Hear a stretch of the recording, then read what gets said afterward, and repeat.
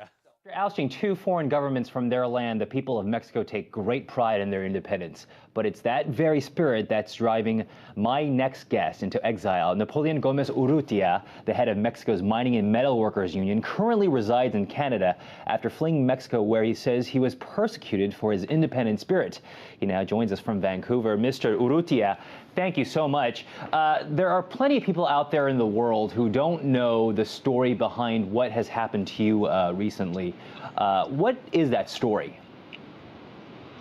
Yeah, let me begin first that to tell you that during the last 4 years, the Mexican government has been acting with repression and political persecution against the mine and metal and steel workers union in Mexico, because we oppose the labor reforms, because we oppose the tax reforms they wanted to introduce against the workers' interests, and also because 4 years ago there was a mine explosion in the north of Mexico, Pasta de Conchos, in the state of Coahuila, in the north of Mexico, close to the border with the United States, and 65 miners died. It's a coal mine which owned by a company called Grupo Mexico, which is a multinational company. And they have very close connections with the government. They have a lot of common interests. And after looking at this situation and condition in the mine, in which we have been complaining and the workers for more than a year and a half in order to take measures to stop all these risks which were involved in this coal mine, the company never attended because they were supported by the government, particularly by the Minister of Labor, who is responsible to making all the inspections in the mines. So, and after the explosion, after 5 days of trying to rescue the bodies or the workers still alive in the mine, we didn't know at that moment what happened. The company just shut down the mine. The government supported the company. And then we thought that it was out of the irresponsibility and the negligence of the company Grupo Mexico why the mine exploded. And they never attend the demands of the workers in terms of security, of health. So I accuse the company of industrial homicide or corporate murder, whatever you may call it. And they react, and the government very aggressively against myself and the union. They start immediately political persecution, and which has continued so far up to date. It has been 4 years. It was the mine exploded on the 19th of February 2006.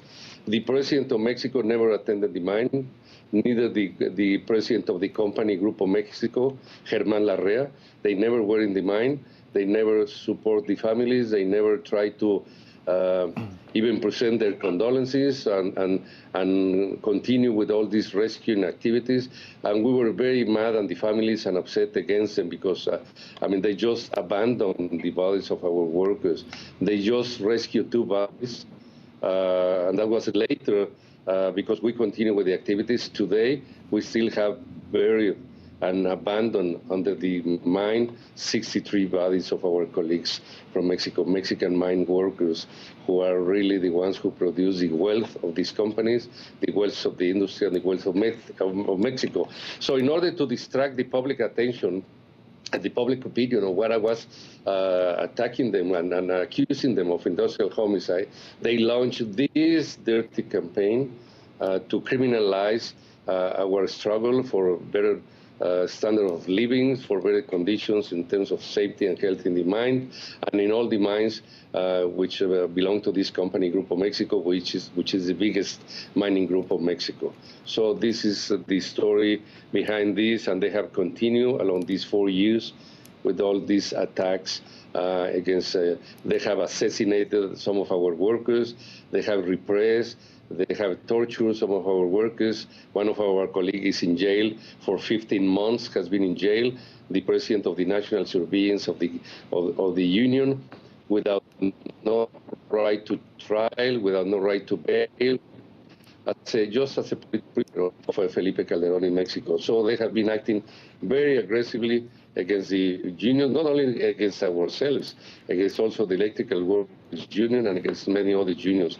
So this is the real situation why we're in this struggle to continue and demand justice and dignity for the workers. Okay, Mr. Napoleon Gomez Urrutia, thank you so much for joining us today.